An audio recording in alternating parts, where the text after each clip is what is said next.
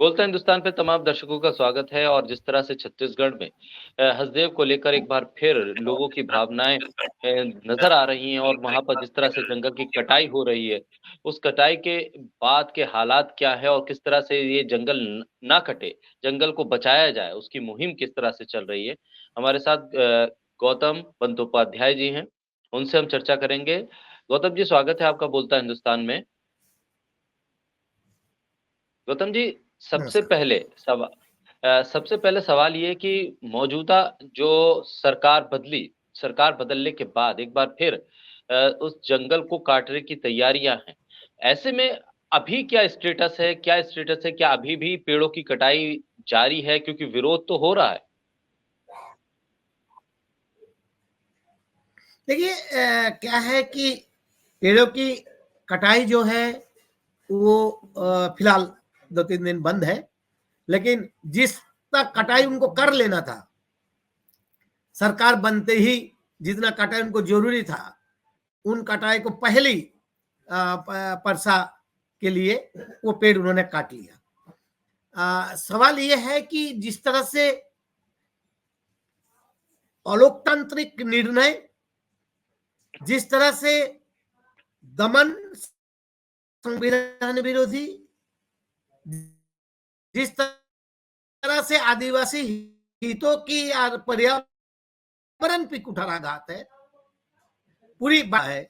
जिस तरह से ये अमल किया जा रहा है, पूरी सीआरपी पुलिसों के फोर्स के बीच पेड़ काटना, आरी से पेड़ काटना, ये एक डराने की एक नमूना है। जो पूरा आदिवासी की डरा दिया जाए, जो तुम्हारे रिसोर्सेस, जो प्राकृतिक संपदा है, जिस पर तुम्हारा पूर्वज ने विरासत में तुमने पाए हो, और जिससे तमाम विकास की मूल धन जो संसाधन वहां से आता है, उन्हीं के ही बातों के नजरअंदाज करना, उनके संविधान अधिकार को नजरअंदाज करना, रात सुबेरे बिना कपड़े में आदिवासियों को उठा के ले जाना,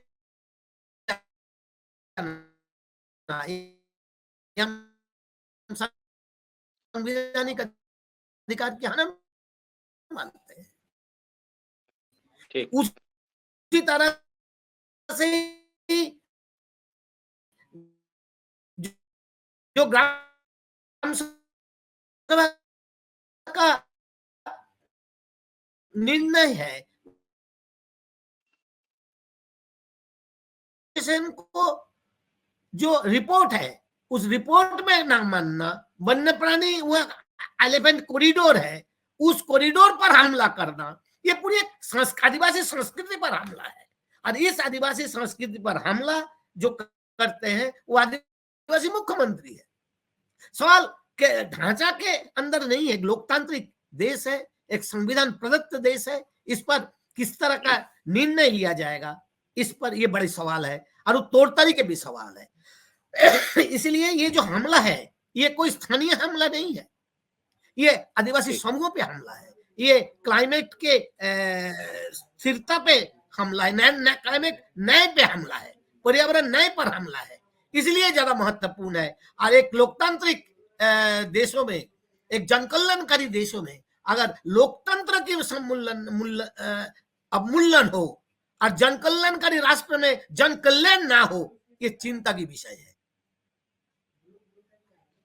लेकिन गौतम जी, इस जंगल की कटाई के बाद हासिल क्या होने वाला है? सरकार दरअसल इस जंगल की कटाई को लेकर इतनी आतुर क्यों है, इतने जोर शोर से इस पूरी मुहिम को क्यों चला रही है, जबकि ये कटाई तब शुरू हो गई थी जबकि कैबिनेट भी इनकी तैयार नहीं थी। इससे उलट आदिवासियों को किस तरह का नुकसान है और किस तरह का दर्द वो झेल रहे हैं? देखिए, ये तो कटाई जो है, अडानी के खुश करने के लिए कटाई है, अडानी के लाभ पहुंचाने के लिए कटाई है। और ये कोल बेसिन राजस्थान की बिजली पहुंचाना है। अभी 2 जगह में, 3 जगह में उनकी सरकार है, डबल इंजन ने ट्रिपल इंजन सरकार है। एक तरफ राजस्थान है, एक तरफ छत्तीसगढ़ है, एक तरफ केंद्र है। इसलिए इस माहौल में बहुत आसान है किसी भी निर्णय को एक सामूहिक निर्णय बना देना, राज्य के हित का निर्णय बना देना। सवाल यह है जे जिस के विरोध पिछले सरकार ने आखिरी समय किया था, जिन्होंने सुप्रीम कोर्ट ने उन्होंने अपनी याचिका में कहा था जे ये चिंता की विषय है, नहीं दिया जाएगा। और विधानसभा में संकल्प लिया गया था जे आगे इस पर कोई कार्रवाई ना किया जाए, इस पर ध्यान दिया जाए आदिवासियों का, नुकसान होने वाला है ये वन्य प्राणियों की, नुकसान होने वाला है वहां की जो छत्तीसगढ़ की फेफड़ा कहा जाता है एवं देश की फेफड़ा कहा जाता है मध्य में जो है सांस लेने की, क्योंकि बायोडाइवर्सिटी का सवाल नहीं है, वो ऑक्सीजन प्रोड्यूस्ड इलाका भी है। इसलिए पिछले कांग्रेस की केंद्र में था, उन्होंने उसको नो जोन बनाया गया था के लिए नहीं है, ये एक विशेष जनों की लाभ पहुंचाने के लिए ये कार्रवाई है। सवाल जो है जो देश में बिजली चाहिए, देश में कोयला चाहिए, बस सही है, जो कोयला का जरूरी है, कितना जरूरी है, और इसके लिए अंतिम ये जो निर्णय था, अगर अंतिम निर्णय कहां से शुरू हो, कहां तक जाके खत्म करेंगे, कोयला की आवश्यकता कितना है, बिजली की आवश्यकता कितना है, और इसी के लिए क्या वो काटने की जरूरी है हसदेव की, कोई विकल्प हमने तैयारी की, विकल्प की बात क्यों नहीं सोचा गया। हमको लग रहा है कि जनमत पर ध्यान देने जरूरी है, जो कितना है, कितना चाहिए, कैरिंग कैपेसिटी कितना है, और कोयला की कितना आवश्यकता है। उसी तरह से जो पूरे इलेक्ट्रिक बिजली नीति है, जो बिजली नीति में भी ध्यान देने की जरूरी है, क्या ये फॉसिल फ्यूल को खत्म करके ही हमको बिजली चाहिए, या हमको फॉसिल फ्यूल से शिफ्ट करने की जरूरी है। पूरा देश आज इस पर शिफ्ट करने बहस हो रहा है, पूरा दुनिया में इस पर बहस हो रहा है, ये जो फॉसिल फ्यूल आधारित जो बिजली है, इसको धीरे धीरे कैसे कम किया जाए और नॉन फॉसिल फ्यूल आधारित बिजली को किस तरह से बढ़ाया जाए। उसी तरह से कार्बन उत्सर्जन की सवाल पूरा दुनिया में हो रहा है। COP28 अभी हुआ है। हमें लगता है कि ये सब चीजों को घालमेल करा के जनता के एक तरफ ना जानकारी देकर पूरे एक टोटलिटी में सामग्रिकता के साथ हमें विकास की परिभाषा को तय करने की जरूरी है। और क्या ये आदिवासी इलाका में जंगल जो बचा है, क्या इसका कॉस्ट, इसके लाभों में किसका विकास होगा? क्या आदिवासी को कॉस्ट देना पड़ेगा, उनको समाप्त करके ही कोई विकास होगा? हमें इस पर बड़े ढंग से सोचना पड़ेगा, किसके कीमत पे किसका विकास और क्या विकास की परिभाषा होगा। जब तक ये बहस नहीं चलेगा, तब तक टुकड़े टुकड़े में देखने के यही हाल होने वाला है। सवाल है जे पूरे आदिवासी इलाका में जो आदिवासी इलाका की जो नैसर्गिक संसाधन की जो अर्थव्यवस्था है, उसके मजबूत हो। हम सस्टेनेबल डेवलपमेंट गोल के साइन करते हैं एसडीजी पे, एसडीजी पर एक वैश्विक एक चुक्ति है, अनुबंध है, उस पर हम साइन करते हैं। हम क्लाइमेट तमाम अनुबंध पे साइन करते हैं। हम ये नहीं तय करते हैं कि ये क्लाइमेट ये कहां से इसका नुकसान हो रहा है। जलवायु परिवर्तन के दुष्प्रभाव को देखते हुए हमारी जो कंज्यूमिंग पैटर्न है, जिस तरह से बिजली उत्पादन की बात हो, ये बिजली खर्च की बात हो, उस पर हमको वैकल्पिक रूप से सोचना होगा। अगर लंबे समय कोई अधिकार हमें नहीं दिया है कि इस पीढ़ी में ही सब कुछ संसाधन को उपयोग कर लिया जाए, अगला पीढ़ी के लिए खंडर छोड़ दिया जाए, ऐसा किसी ने किसी को अधिकार नहीं दिया है। कोई भी लोकतांत्रिक अधिकार में, पार्लियामेंट्री सिस्टम में भी ऐसा कोई निर्णय नहीं है जो हम ऐसे कर लेंगे। आज जरूरी है एक बेहतर विकास की कल्पना करना। चुनौती बहुत ज्यादा है, उस चुनौती को देखते हुए हमें तय करने की जरूरी है। वन्य प्राणी, हाँ, इसकी तरह से आप देखेंगे ये हसदेव केवल जंगल की मामला नहीं, हसदेव नदी के कैचमेंट इलाका है जंगल। अगर ये जंगल काट जाए तो नदी सूख जाएगा, नदी के जो कैरिंग पानी का जो क्षमता है वो कम होगा, और नदी में पानी की क्षमता कम होगा तो नदी के आसपास सब वीरान होने लगेगा। सवाल यह है कि एक नदी सभ्यता को अगर समाप्त कर दे और नदी विकास की रास्ता हम खोजे नहीं, व्यवस्था ना खोजे, तो नदी समाप्त होगा। तो उस नदी के आधार पर पूरी एक 8-10 जिले की निर्भर करता है उसकी सिंचाई की। तो हमें एक नदी सभ्यता को खत्म कर रहे हैं, हम एक वन सभ्यता को खत्म कर रहे हैं, हम वन्य प्राणी और वनों को रिश्ते को खत्म कर रहे हैं, हम आदिवासी सभ्यता संस्कृति पर हमला कर रहे हैं। तो ये कहीं पर ये स्थायी विकास की जो पैमाना है, उस पैमाना पर कहीं पर छूटे नहीं है। हम सुशासन को समाप्त करते हैं। अगर पेशा इलाका में आदि ग्राम सभा की निर्णय, आदिवासी समूह के निर्णय अगर हम सम्मान ना करें, तो हम सुशासन को भी हम पूरा नहीं कर पाते हैं। गौतम जी, इस पूरे मामले में आदिवासी ऑर्गेनाइजेशंस वो किस तरह से प्रोटेस्ट दर्ज करा रही हैं? क्योंकि वो अगर वहाँ पर रिहाइश भी होगी, आदिवासी रहते भी हैं, क्या उनके उजड़ने का भी खतरा है? और ऐसे में अगर जंगलों की कटाई हो रही है, तो फिर आदिवासियों को क्या हासिल हो रहा है? क्या आदिवासियों के पुनर्विकास के लिए किसी तरह से उनकी रिहाइश को, उनके घरों को दूसरी जगहों पे शिफ्ट करने के लिए कोई कदम उठाया जा रहा है? किसी तरह की पहल की जा रही है? कोई मुआवज़ा इन आदिवासियों को मिल रहा है? देखिए, उसमें दो सवाल है। एक सवाल है, हम मिनिमम विस्थापन की बात एक मुद्दा है।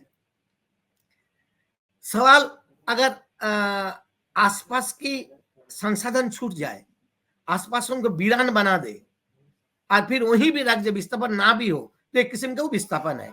क्योंकि आपका इकोसिस्टम जो है, उस इकोसिस्टम को अगर समाप्त कर दे, तो व्यक्ति की रहना बहुत कठिन हो जाएगा।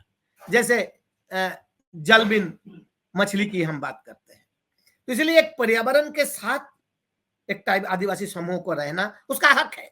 फॉरेस्ट राइट्स एक्ट, वन अधिकार कानून में यह अधिकार देता है पर्यावरण को बचाने की और उनकी वनों पे अधिकार।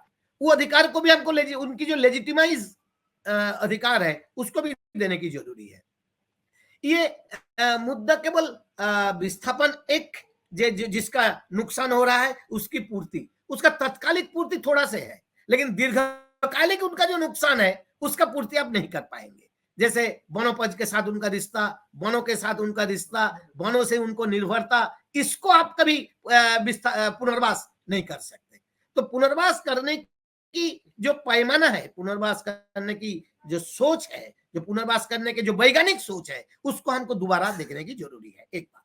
दूसरी बात, जे क्या आदिवासी संगठन केवल ये नहीं, आदिवासी संगठन ये नहीं कह रहे कि आदिवासी की पुनर्वास हो। सवाल ये है जे जंगल बचे, और जो जंगल बचा है, धीरे धीरे जंगल की आयतन जो वॉल्यूम है वो कम होते जा रहा है, पिछले फॉरेस्ट रिपोर्ट में हम देख रहे हैं। इसलिए जंगल बचे, जंगल जानवर बचे, पर्यावरण बचे, नदी बचे और साथ आदिवासियों बचे, और उसको लेके हम ट्राइबल, और यही धरती की ताकत है। ये जो समावेशी विकास के सोच, ये जो उसके संस्कृति के हमला को रोकना, तो ट्राइबल संगठन व पर्यावरण संगठन, तमाम जो जनतांत्रिक जनवादी राजनीतिक संगठन इस पर ही बात कर रहा है। जिस सवाल दूसरे ढंग से सोचा जाए और वो किया जाए, जो सदन में, विधानसभा में जो संकल्प पारित हुआ था, उसमें बीजेपी भी था, उसमें कांग्रेस था और स्थानीय दल थे, उसका सम्मान किया जाए। और उसी के साथ साथ जो केंद्रीय कानून है, जो पेशा अनुसूची के क्षेत्र है, उसकी जो ग्राम सभा की ताकत है, उस पर बात किया जाए। सवाल बहुत सारे सवाल मिलके है, और ये भी आखिरी है, अगर होना भी है, अगर उस इलाका चाहिए भी, तो क्या वो 22 कोल ब्लॉक चाहिए? क्या वो जो आदानी के लिए वो 4 कोल ब्लॉक चाहिए? क्या कम किया जा सकता है? क्या परिस्थिति देखते हुए इस पर नए सोचने की भी जरूरी है। तो पुराना जो सोच है उस पर सवाल करना, और नए तरह के जो सवाल खड़े हो रहा है उस पर भी सोचना, तभी हम एक टोटलिटी में एक वैज्ञानिक सोच हम दे पाएंगे। गौतम जी, फिर ये आंदोलन किस दिशा में आगे बढ़ रहा है और किस तरीके से आगे बढ़ रहा है? क्योंकि खबर ये भी थी कि आंदोलन करने वाले या इस जंगल की कटाई का विरोध करने वाले लोगों को पुलिस ने गिरफ्तार भी किया है, हिरासत पे भी लिया गया है। फिर अब ये आंदोलन किस रफ्तार से आगे बढ़ेगा और किस तरह से बढ़ेगा? जो बात कह रहे हैं कि 615 दिन से स्थानीय आदिवासी संगठन, स्थानीय पीड़ित लोगों ने, आसपास के 10 गांव के लोग इकट्ठा होकर इनकी विरोध कर रहे हैं। ये विरोध कर रहे हैं केवल जंगल कटाई के नहीं, ये विरोध कर रहे हैं अवैध कोयला उत्खनन के बारे में और तमाम उनकी हक के लिए। अब सवाल ये है कि इनकी इस समय जो तेजी से जंगल काटा अचानक बीजेपी सरकार आने के बाद, जिस समय लोग और कुछ उम्मीद कर रहे थे, उस समय उनको पेड़ कटाए, आड़ी का आरा मशीन की आवाज सुनने दिया अचानक एक सुबह, और उसी सुबह उनको थाने में बुला के ले आया। सवाल इनके विरोध तो लोग कर ही रहे हैं, और तमाम प्रदेश भर में आदिवासी संगठन, जनवादी संगठन, बुद्धिजीवी संगठन, इन सब लोग, पर्यावरण संगठन, इन सब के समर्थन दिए हैं। अब ये सवाल है, आने वाले 7 तारीख को लोग पहुंचेंगे जहां लोग धरना दे रहे हैं उस क्षेत्र में। कल रायपुर में प्रदर्शन हुआ, बड़े मात्रा में प्रदर्शन हुआ, विभिन्न तरह के संवेदनशील नागरिकों ने उनके समर्थन दिया, और ये समर्थन की दौड़ और ये लगातार उनके विरोध के प्रक्रिया जारी रहेगा, और तमाम संगठनों से मदद लिया जा रहा है। देश भर के लोग भी वहां आने की बात कर रहे हैं। इस समय हमको लगता है कि यही शासन को भी समझने की जरूरी है, अदानी की जो पूंजीपतियों की समझने की जरूरी है, जो केवल कॉरपोरेट की जो लूट है, इस लूट की एक बार सोचना होगा, और हमारे देश के लिए भी जरूरी है, दुनिया के लिए भी जरूरी है, विकास की पैमाना तय करने की जरूरी है। तो गौतम जी, किस तरह से अडानी को लेकर ये सवाल गहरा होता जा रहा है? मामला सिर्फ छत्तीसगढ़ का नहीं, सिर्फ हसदेव का नहीं, क्योंकि छत्तीसगढ़ और हसदेव तो इस दौर में सबसे बड़े एग्जाम्पल के तौर पर सामने देश के और इलाके हैं जहां पर जंगलों की कटाई हो रही है। हम देख रहे हैं पहाड़ों पर किस तरह से अंधाधुंध पहाड़ों को काटा जा रहा है, नदियां सूखती जा रही हैं। सवाल ये है कि क्या अडानी जैसे कई और उद्योगपति, या फिर अडानी को ही लेकर कोयला उन्हें मिल जाए और वो व्यापार करें और मुनाफा कमाएं, इसलिए सरकार को काम करना चाहिए, या फिर इन जंगलों के भीतर रहने वाली वो आबादी जो बरसों से इसी जंगल के आश्रय ही जी रहे हैं और इन जंगलों का संरक्षण कर रहे हैं, उनकी भी एक जिम्मेदारी सरकार के ऊपर नहीं आती? आखिर क्यों सिर्फ एक तरफ से सरकार सोच रही है? देखिए, एक तो क्या है कि आपने सही कहा कि जनकल्याणकारी राष्ट्र में ये जवाबदारी है जे सब जन और जन से जुड़े हुए व्यवस्था की कल्याण। प्राकृतिक संसाधन हो, सुशासन की बात हो, इवन लोकतंत्र के दिए हुए संस्था हो, लोकतांत्रिक मूल्यों की बात हो, अरे धरती की केवल हमारे लिए नहीं, आने वाले पीढ़ी के लिए भी है, ये विश्वास, ये सुरक्षा की, देश की सुरक्षा, शांति की बात हो। ये सब मिलके एक देश, एक क्षेत्र, एक गांव समृद्ध होता है जब ये सब कुछ होता है। तो इस समृद्धता की जो चाहत है, इस चाहत को अगर पूर्ण करना होगा तो नए ढंग से सोचना होगा। नए ढंग से केवल विकास की पैमाना का भी नहीं सोचना होगा, सुशासन की भी सोचना होगा। लोकतांत्रिक मूल्यों के साथ बने हुए संस्था को भी सोचना होगा कि किस तरह से वो डील करे, चाहे स्वास्थ्य सेवा हो, शिक्षा हो, सब कुछ एक टोटालिटी में सोचना होगा। दिन दिन जैसे आगे बढ़ रहा है, जो हम आधुनिक बोलते चले जा रहे हैं, चुनौतियां भी उतना ही आगे बढ़ रहा है। और इस बीच में बार बार जो बात करते हैं, जो ऐसे विकास चाहिए जो पर्यावरण को संतुलित करके विकास करे। इसलिए और इन प्रक्रिया में कॉरपोरेट की जो लूट है और जो संसाधन केवल मुनाफा कमाने के लिए है, इससे आगे उठना होगा। आज पूरी अगर देश देखते हैं, जिस तरह से जो सरकार के, राष्ट्र के पास था, वो धीरे धीरे निजी कंपनियों के पास जा रहा है। अरे निजी कंपनी के पास कितना राष्ट्र स्वयं इस पर नियंत्रण रखेगा? किस तरह से कठिन नीति बनाने की जरूरी है, ना कि इस तरह के एक लूट को बनाने के लिए, लूट प्रक्रिया को तेजी लाने के लिए एक ऐसे नीति, ऐसे शासन, ऐसे प्रशासन अगर हो तो जनता के विश्वास और जो जिस लोकतांत्रिक मूल्यों के आधार पर देश आजाद हुआ था, उसका पुनः लाने की जरूरी है। तो सवाल केवल एक हमारी देश नहीं, पूरी दुनिया में ही ये प्रक्रिया चल रही है, लूट तेजी से चल रहा है। नए ढंग से भारत के पास वो ताकत है, एशियन देशों, अफ्रीका देशों में, ये देशों के पास स्थानीय स्तर पे क्या संभव है, कितना संसाधन स्थानीय स्तर पे नियंत्रित हो सकता है, कितना संसाधन राज्य स्तर पे नियंत्रित होता है, कितना संसाधन राष्ट्र स्तर पे नियंत्रित, इस पर एक बड़ी चर्चा, बड़ी बहस, बड़ी सोच, आधुनिक सोचों की भी जरूरी है। चुनौती आधुनिक आ रहा है, इसलिए सोच भी आधुनिक होनी चाहिए।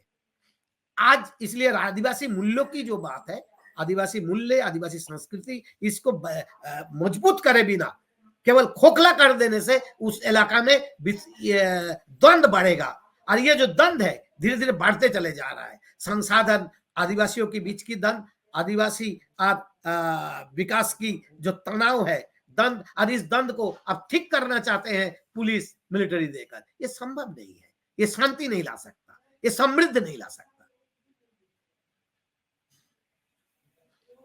धन्यवाद गौतम जी, हमारे साथ जुड़ने के लिए, इस महत्वपूर्ण मुद्दे पर चर्चा करने के लिए। आगे भी इस मुद्दे पर जब भी बात करेंगे आपके साथ फिर जुड़ेंगे, चर्चा को और आगे बढ़ाएंगे।